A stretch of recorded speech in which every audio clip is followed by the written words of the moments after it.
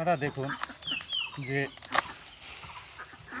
এই যে এটি একটি পুল্লা গাছ এবং পুল্লা গাছের যে পুল্লার যে ফল থাকে সেটি অনেকে এটা ধুন্দল নামে চিনে থাকে।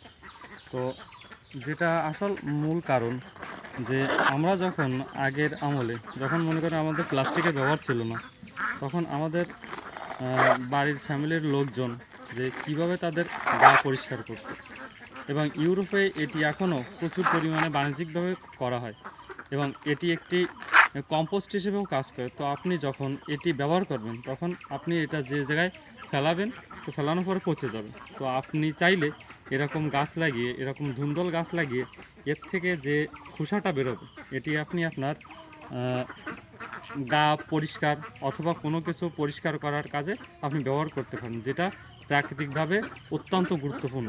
তো আপনারা চেষ্টা করবেন যে এইগুলো দিয়ে আপনি কাজ করার চেষ্টা করবেন এবং প্লাস্টিকের ব্যবহার থেকে আপনি সতর্ক থাকবেন।